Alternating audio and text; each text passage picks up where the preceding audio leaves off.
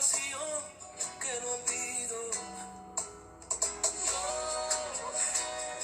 No vayas presumiendo que me ha robado el corazón y no me queda nada más. Sí, prefiero ser un perdedor que te lo ha dado todo y no le queda nada más. No me queda nada más. ¿Qué más quieres de mí si he pasado esa prueba de tu amor?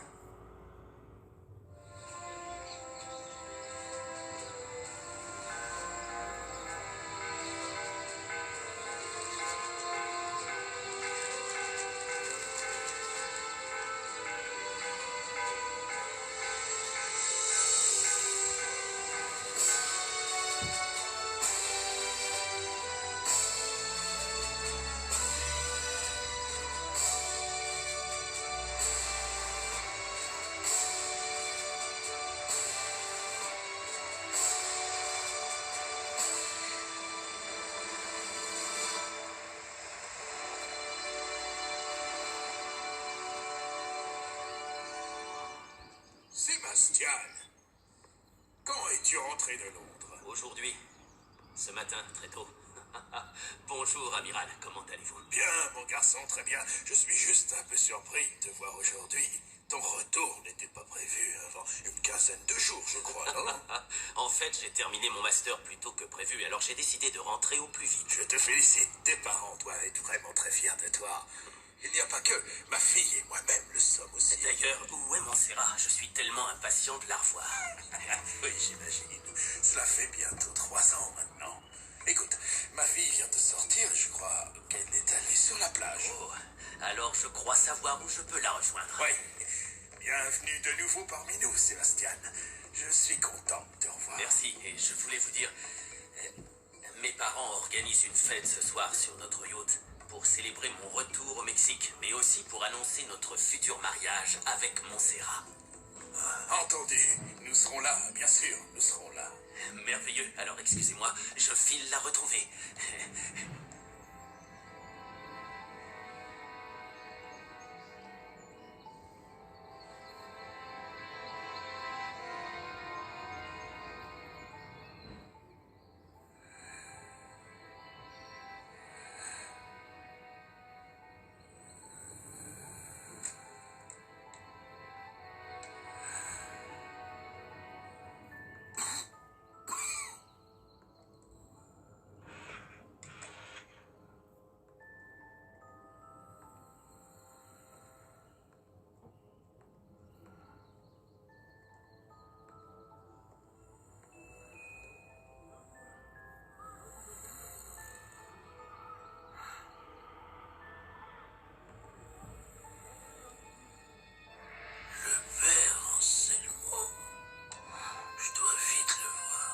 Bientôt arrivé, monsieur.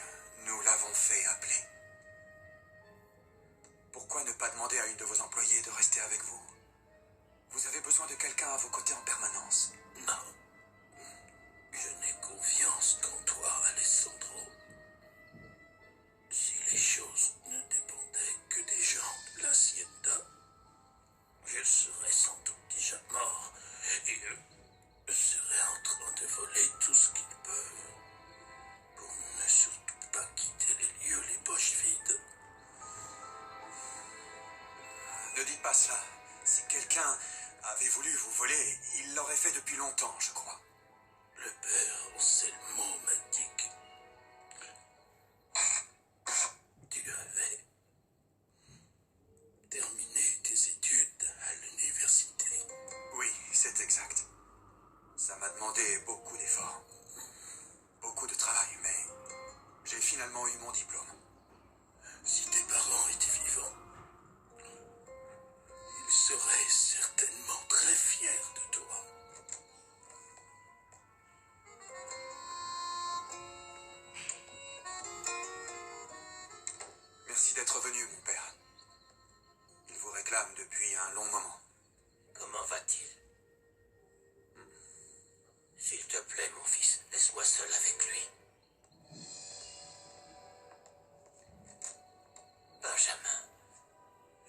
pour vous accorder l'extrême onction. Non, je ne veux pas de ça, mon père.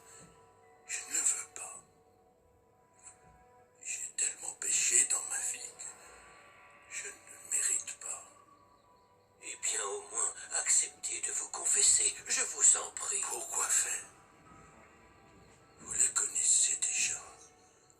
Mes nombreux péchés, mon père. Oui, oui, bien sûr que je connais tous vos péchés. Mais il est encore temps pour vous de vous repentir. Ne quittez pas ce monde sans avoir d'abord soulagé votre conscience, monsieur Almonte. Il est encore temps d'agir correctement. Justement, mon père, voilà pourquoi je voulais vous voir.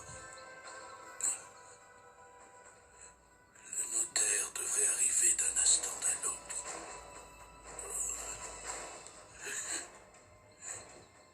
Je voudrais vraiment changer mon testament. Et je voudrais que vous me promettiez que mes dernières volontés soient bien respectées, mon père. Je vous le promets, mon fils. Je vous le promets.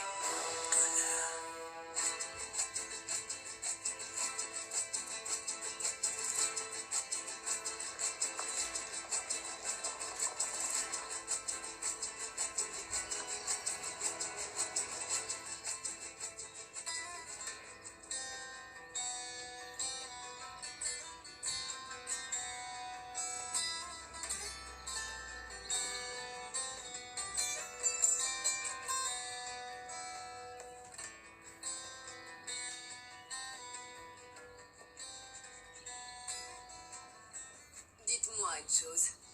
Monsieur Almonte est-il déjà mort? Pas encore, madame. Mais ça semble n'être plus qu'une question d'heure. Alors j'arrive juste à temps pour lui parler. Vous ne pouvez pas le voir pour l'instant. Benjamin n'a jamais refusé de me recevoir. C'est qu'il est actuellement avec le père Anselmo, en train de recevoir l'extrême onction. Ne me dis pas que tu te sens encore mal, mon cher frère. Tu veux que j'appelle le docteur?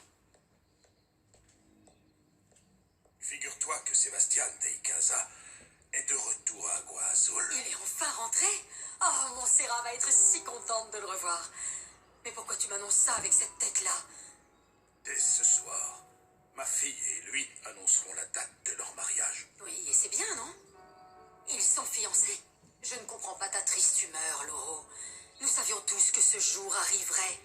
Sébastien avait offert sa bague de fiançailles à ta fille, juste avant de partir faire ses études à Londres pendant ces 3 années. Oui, je sais, mais je crois quand même que Montserrat est encore trop jeune pour se marier. Il pourrait attendre encore quelques années, tu ne crois pas? Mon cher Lauro, j'espère pour toi que ta femme ne t'entendra pas dire ça, parce que c'est avec elle que tu risques d'avoir des problèmes. Tu crois que Montserrat est toujours amoureuse de ce garçon? Bien sûr qu'elle est amoureuse. Fais-moi confiance, je ne me trompe pas dans ce genre d'affaires. Ta fille est plus amoureuse que jamais.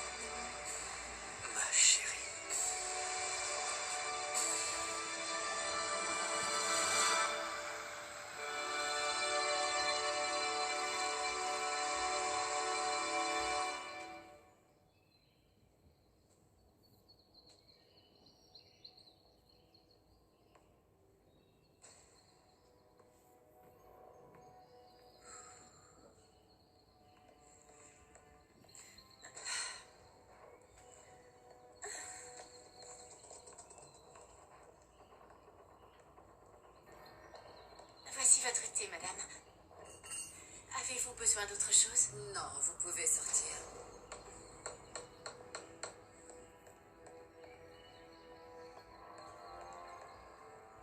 Bonjour, Maria. Bonjour, monsieur. Pouvez-vous dire à Monsieur Almonte que je suis là, s'il vous plaît? Je dois le voir de toute urgence. Bonjour, madame. Mon père, monsieur Cervera est là. Il veut voir monsieur Almonte de toute urgence. Oui, justement, il l'attend. Monsieur Cervera, comment allez-vous? Suivez-moi, je vous en prie. Excusez-moi, mais j'étais là en premier. Je dois moi aussi parler de toute urgence à Benjamin Almonte. Désolé, madame, mais vous ne pouvez pas entrer. Veuillez me suivre. Oui, mon père. Allons dans le bureau. Je vais vous présenter la situation. Très bien, mon père. Ah, tu peux pas savoir comme je la déteste. Sous ses airs de princesse, c'est une vraie hypocrite. Maria, s'il te plaît. C'est la vérité, Alessandro. Elle a été la maîtresse du patron pendant des années.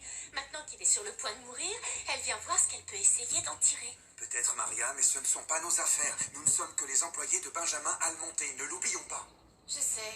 Ne te fâche pas contre moi. Je suis angoissée.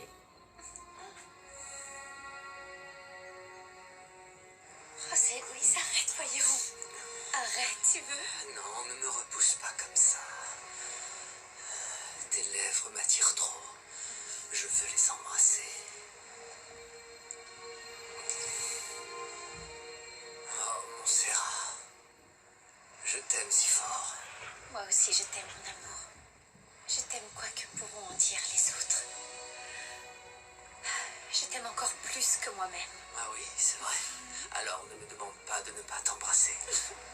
Viens là, donne-moi tes lèvres. Donne-moi tes lèvres. Allez, Oh arrête. non, c'est trop dur pour moi de me retenir. Oui, je le sais, mais je ne voudrais pas que quelqu'un puisse nous voir et deviner notre relation. Comprendre ce qui se passe entre nous avant que tu ne sois allé parler à mon père. Tu lui as parlé de nous, Non, pas encore. mais lui as-tu déjà dit que tu n'épouserais pas ce garçon? Non, je n'ai pas eu l'occasion, mais je vais le faire. Je suis certaine que mon père comprendra. J'ai quand même une inquiétude. Je ne suis pas sûre que ton père sera content que tu remplaces Sébastien par moi. Ne dis pas cela, je t'interdis de dire Mais ça. c'est la vérité. Ce garçon vient du même milieu que toi. Il peut t'offrir un bon niveau de vie, tandis que moi, je ne peux t'offrir que mon amour. Je ne suis pas sûre que ton père acceptera que tu épouses un simple caporal comme moi. Mon père sera heureux quand il verra à quel point je t'aime. C'est tout ce qui compte. Crois-moi, il sera ravi de m'emmener jusqu'à l'hôtel pour devenir ta femme. Tu crois? J'en suis sûre. Ah oui? Oui.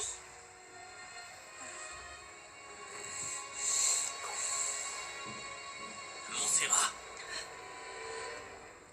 Sébastien, tu es rentré? Je vais lui parler. Non, non, non, non, Laisse-moi c'est à faire. moi de Je vais lui lui parler. expliquer la Laisse-moi, situation. s'il te plaît. Laisse-moi aller lui parler. Sébastien, s'il te plaît, laisse-moi t'expliquer. Je vais t'expliquer. Je te jure que j'ai cherché à te joindre par tous les moyens quand tu étais à Londres, mais je n'ai pas réussi. Je voulais t'annoncer que notre histoire n'existait déjà plus. oh, moi qui pensais que tu serais heureuse que je rentre plus tôt, je n'aurais jamais imaginé que... Que j'aurais pu tomber amoureuse d'un autre homme.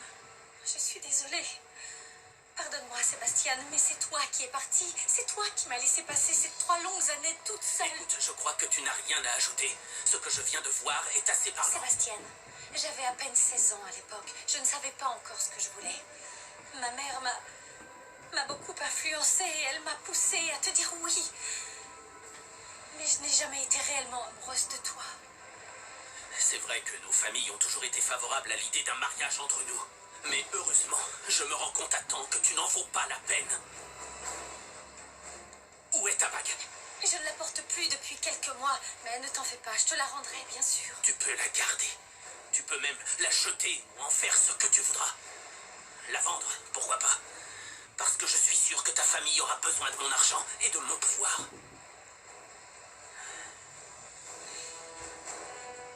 Sébastien! Oh mon Dieu! Ça va aller, ça va aller. Si tu savais combien ça me fend le cœur de te voir comme ça, Benjamin. Je ne supporterais pas de te perdre, tu sais. Ne sois pas si hypocrite. Une femme comme toi, Graciela, n'a pas de cœur ni de sentiments.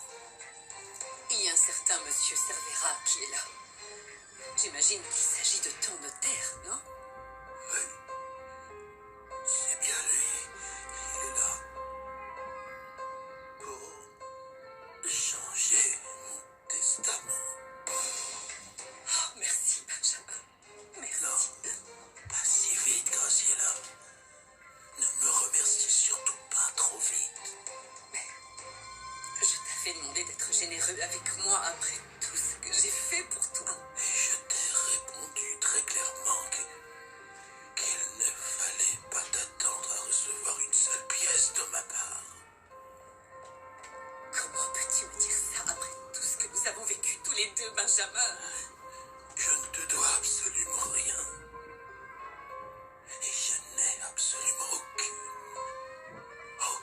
obligation envers toi. Je t'ai déjà fait suffisamment de cadeaux. Alors, tu as déjà reçu une belle part. Alors à qui as-tu l'intention de léguer tout ton argent? Tu n'as personne d'autre que moi. Ça ne te regarde pas. Je préférerais encore donner mon argent à des chiens qu'à toi. Je veux mourir avec la satisfaction de savoir que tu ne pourras jamais voir la couleur de mon argent.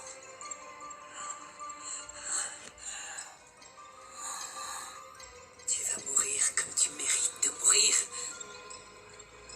Avec tout l'argent du monde sur tes comptes en banque.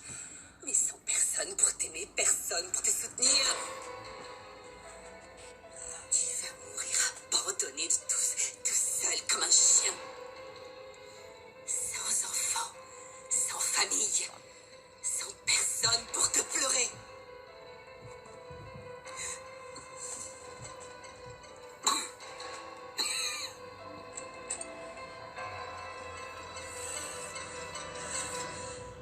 J'espère que tu ne reposeras jamais en paix. Que jamais tu ne trouves la moindre paix.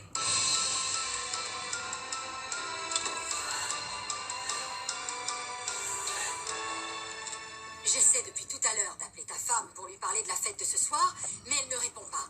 J'ai toujours son répondeur. Tu sais bien qu'elle est en retraite pour prier aujourd'hui. Elle a certainement laissé son téléphone dans la voiture. Mais ne t'en fais pas comme ça. Elle m'a dit qu'elle ne rentrerait pas tard. Ces derniers jours, ta femme passe tout son temps dans les églises. Et quand elle rentre à la maison, c'est de nouveau pour réciter des prières. Ne sois pas critique. Elle a toujours été très pieuse, très proche de l'Église. Et encore plus depuis que notre situation économique s'est détériorée. Elle a sans doute pu trouver refuge dans la religion. Laurent, les affaires vont mal, n'est-ce pas? Je sais parfaitement qui vous êtes et d'où vous venez. Tout comme je sais combien vous risqueriez gros si l'on apprenait que vous avez eu une liaison avec monsieur Almonte. Je ne comprends pas vraiment votre réflexion. Me menacez-vous?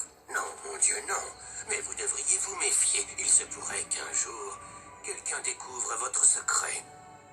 Benjamin est sur le point de mourir, et ma liaison avec lui, aussi immorale qu'elle vous paraisse, mourra en même temps que lui. Il n'y aura plus personne pour s'en souvenir.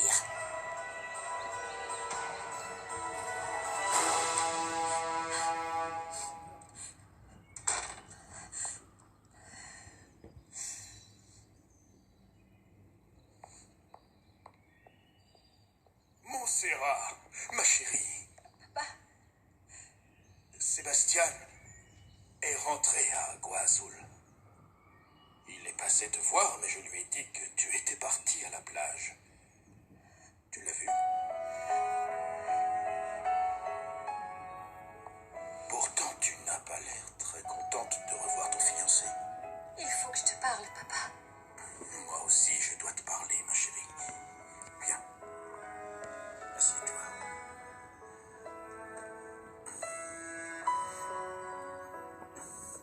Alors, dis-moi une chose, chérie. Est-ce que tu veux vraiment épouser ce garçon? Papa, Pardonne-moi cette question, mais tu sais, j'aurais beaucoup aimé pour toi que tu voyages plus, que tu découvres le monde et que tu étudies, que tu prennes ton temps, que tu vives plus de choses avant de te marier. Tu es encore tellement jeune. Je n'y peux rien, mais à mes yeux, tu es toujours ma petite fille. Ma petite Montserrat.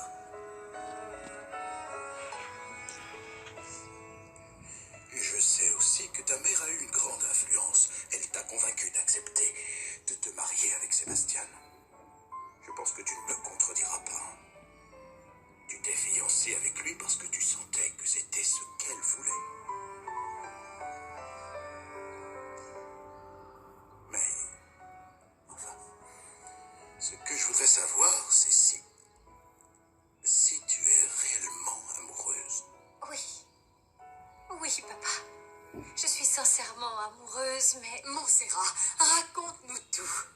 Quelle tête tu as fait lorsque tu as vu ton fiancé arriver? Oh, il est vraiment très beau garçon en tout cas. Et il vient d'une si grande famille. Tu as vraiment de la chance, ma chérie. Tu n'aurais pas pu trouver meilleure partie, sois-en sûre.